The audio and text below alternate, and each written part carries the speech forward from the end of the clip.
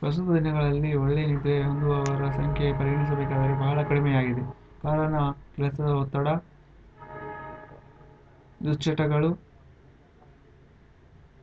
ವಾತಾವರಣದ ಕಾರಣ. ಇದರಿಂದಾಗಿ ಒಳ್ಳೆಯ ನಿದ್ರೆಯನ್ನು ನಾವು ಪಡೆಯಲಾರೆವು. ಹೊರಗಡೆ ಎಲ್ಲೆಲ್ಲೋ ತಿರುಗಾಡಿ ಬಂದಿರುವುದರಿಂದಾಗಿ ನಮ್ಮ ದೇಹದ ತೇವಾಂಶವು ಹೆಚ್ಚಾಗಿರುತ್ತದೆ. ಇದನ್ನು ಕಡಿಮೆ ಮಾಡುವುದರಿಂದಾಗಿ ನಾವು ಒಳ್ಳೆಯ ನಿದ್ರೆಯನ್ನು ಪಡೆಯಬಹುದಾಗಿದೆ. ಕಾರಣ ಮಲಗುವ ಮುನ್ನ ಸ್ನಾನ ಮಾಡುವುದರಿಂದಾಗಿ ಒಳ್ಳೆಯ ನಿದ್ರೆಯನ್ನು ಪಡೆಯಬಹುದು.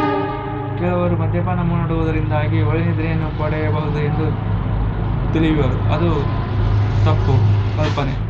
ಇದರಿಂದಾಗಿ ನಾವು ಒಳ್ಳೆಯ ನಿದ್ರೆಯನ್ನು ಪಡೆಯಲು ಸಾಧ್ಯವಿಲ್ಲ.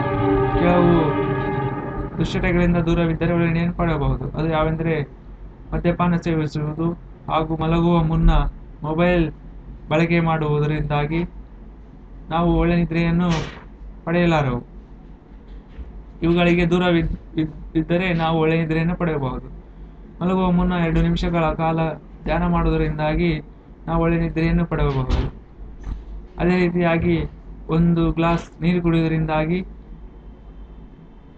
ನಮ್ಮ ದೇಹದ ತೇವಾಂಶವನ್ನು ಹತೋಟಿಯಲ್ಲಿಗೆ ತರಬಹುದು. ಅದೇ ರೀತಿಯಾಗಿ ಮಲಗುವ ಮುನ್ನ ಹಣ್ಣುಗಳ ಸೇವನೆಯಿಂದಾಗಿ ಒಳ್ಳೆಯ ನಿದ್ರೆಯನ್ನು ಪಡೆಯಬಹುದು. ಮಲಗುವ ಮುನ್ನ ಕೆಲವು ಹಣ್ಣುಗಳು ಸೇವಿಸುವುದರಿಂದಾಗಿಯೂ ಒಳ್ಳೆಯ ನಿದ್ರೆಯನ್ನು ಪಡೆಯಬಹುದು. ಈ ವಿಡಿಯೋ ನಿಮಗೆ ಇಷ್ಟವಾದರೆ ಶೇರ್ ಮಾಡಿ, ಲೈಕ್ ಮಾಡಿ ಹಾಗೂ ಹೆಚ್ಚಿನ ಮಾಹಿತಿಗಾಗಿ ನಮ್ಮ ಯೂಟ್ಯೂಬ್ ಚಾನಲ್ ಸಬ್ಸ್ಕ್ರೈಬ್ ಮಾಡಿಕೊಳ್ಳಿ.